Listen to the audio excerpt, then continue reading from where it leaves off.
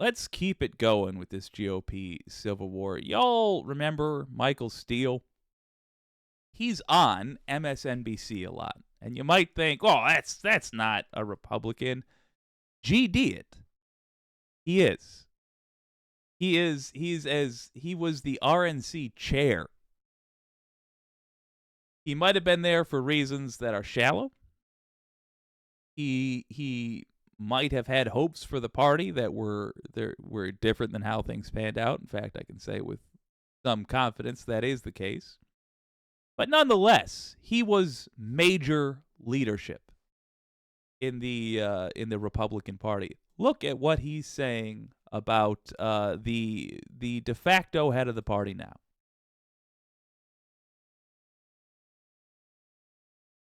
Use my best analysis that I can give you at this point on this situation with Trump and his attacks on the judges. Put his ass in jail. That's how you end it. That's how it stops. Now, yeah, people will be mad and they'll be upset, but there is no other person on this planet, and certainly not in this country, who would be given the kind of grace that Donald Trump has been given to run his mouth the way he has, attacking the clerks, attacking the judges, attacking the prosecutors personally, threatening them. We've shown the evidence when he does that, how his base responds. So if he was to continue in this vein, then use the system the way the system would be used against all of us on this show right now. Because you know damn well if any one of us said half of what Donald Trump has said, we would not be on air tonight. We would be in a jail cell. Ain't it the truth? Ain't it just the truth? It is. It is the truth.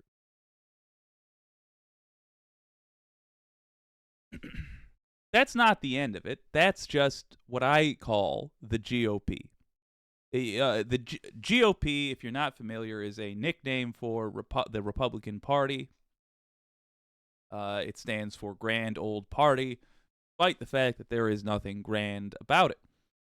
I use that as shorthand to refer to the old school Republicans, the Michael Steeles of the world, the GOP. They hate MAGA because MAGA is ruining their grift. Understand how easy it would have been for you to be a traditional GOP anything. Senator, president, been the easiest thing in the world.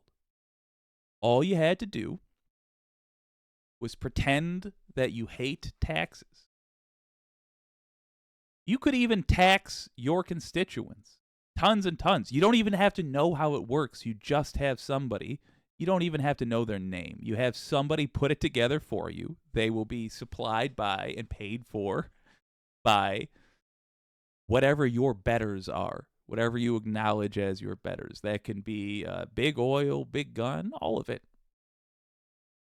Just have them put together a plan that taxes the bejesus out of your constituents, gives tax breaks to billionaires, and then you take your bribe either in the form of a stock tip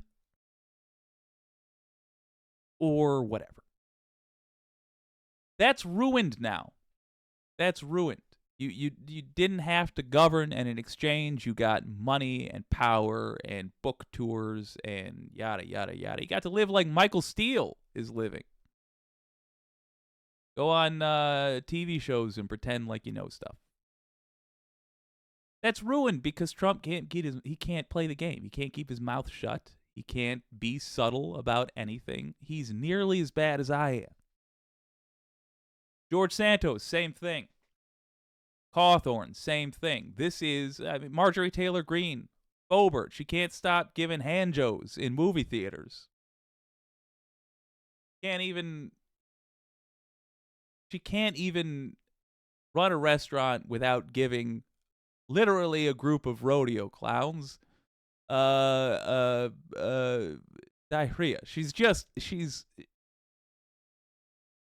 These people are what MAGA is. Anything but subtle. Wrapped in faux populism.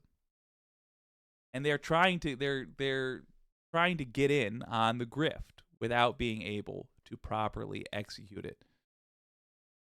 Don't worry.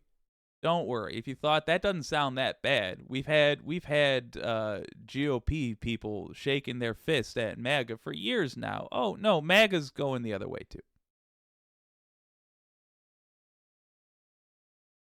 Here's Steve Bannon. He called for a civil war between MAGA and the GOP. Of course, now I cannot. Here we go. Let me refresh that. There's a video associated, but that video is on Twitter, which means it won't play. Thank you, Elon Musk. You are to capitalism what Trump was to politics, proving that there are folks who get to do the things you get to do that, just like you, don't deserve it. Here's the article. Steve Bannon has been itching for a civil war, but after the George Santos expulsion today, not today, but you get it, the War Room podcaster got really specific on who the enemies were and emphasized that it's not Republicans versus Democrats anymore. Isn't that interesting? Thank you, Carla Sinclair from, God help me, boingboing.com. In fact, I watched the video. This is true. He did say these things. In fact, he targeted his vitriol not on the usual suspects on the left, but instead on the establishment wing of the MAGA party, calling out Fox News, Kevin McCarthy, and 105 Republicans who voted to oust the New York fraud maker. This is McCarthy screwing MAGA to jam up Mike Johnson. This is 100% McCarthy and his acolytes trying to make our job even tougher and even take away our majority, the former Trump strategist said. This is 1,000% Kevin McCarthy. This is Fox News, everything. This is the apparatus saying we're going to shut down the ability to make massive cuts. We're going to shut your ability to stop the defunding of Ukraine. Stop the defunding of Ukraine. Shut down your ability to... All right, whatever. They want a civil war, they got one. And anyone who takes a penny from McCarthy, you're part of the problem, so bring it. Bannon then explains that it's not between Republicans and Democrats anymore. This is the uniparty, corporatists, Wall Street, Big Pharma, Silicon Valley. They're after everybody, particularly the MAGA guys, he warns. When they roll hard. You got Judas Pence, now Judas McCarthy. This is a stab in the back to Stefanik, to Johnson, to Jordan, so it's game on. Let me see. See if I can play it. Nope.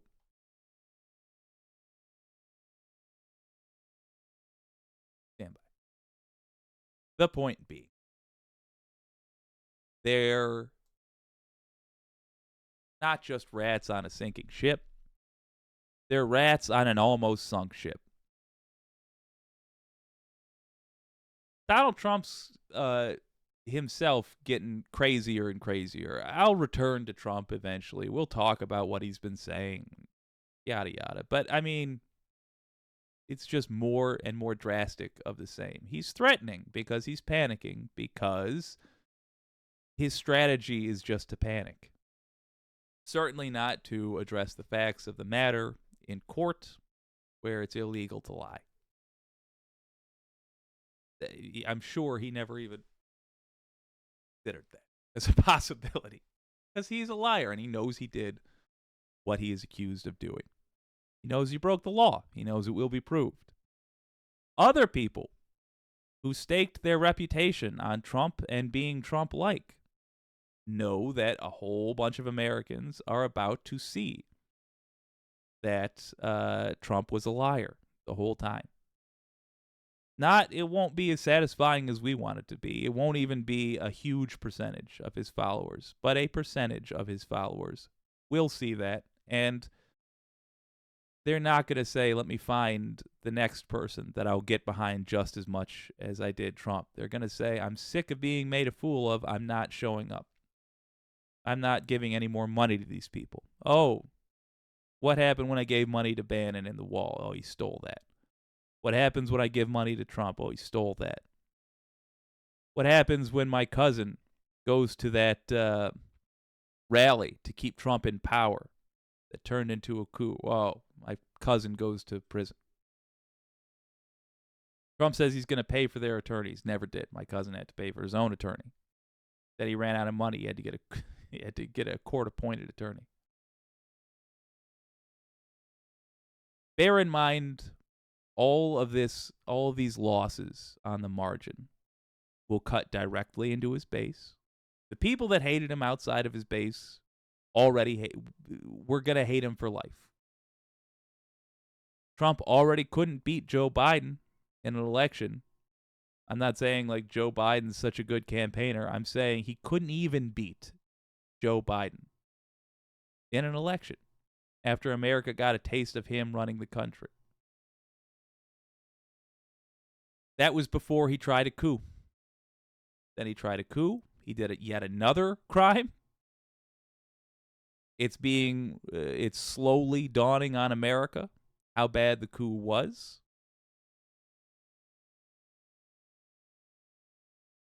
The amount of people that this group of grifters, in other words, has to grift from is shrinking. What happens then? It really tells you the difference between people who enter politics with a goal in mind and people who enter politics for the grift, for their own personal benefit. If that were happening in the Democratic Party, there would be unity.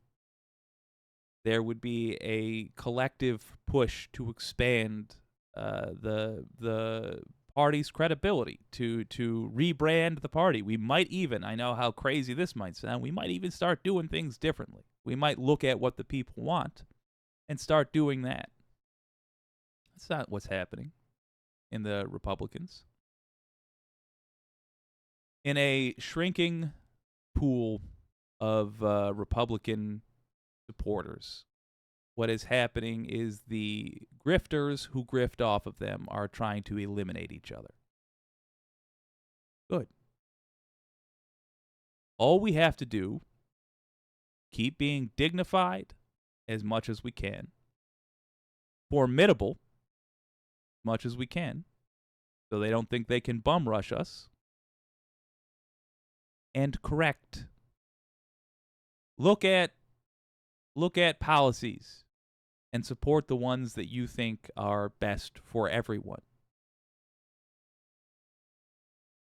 Try to do good. Insist that your lawmakers try to do good. I know, a wild theory behaving, but it is the lefty way. Keep doing that. And we'll survive and they won't. The only thing I think we truly, only two things I think we truly have to guard against are a sudden surge of violence from people who are losing and know they're about to lose entirely. Sudden surge of violence from them. And Democrats doing the thing they love most in the world, which is, of course, rescuing Republican grifters. They did it for Nixon. They did it for Bush. They did it for Reagan. They did it for Bush Sr. They did it for Cheney. They did it for Powell. They did it for Kissinger. They will do it for anybody we allow them to. So keep paying attention to this stuff so that you can be prepared when the time comes to tell your representative, who, God willing, is a Democrat, that you will not brook any nonsense with rehabilitating these people. You see them making nice with a Republican who is not saying they're leaving their party and denouncing all those actions, then you say, quit making nice with that punk. I don't want to see you normalizing traitors. But good news is they don't appear to be long for this world, because the Republicans are just tearing themselves apart. Good.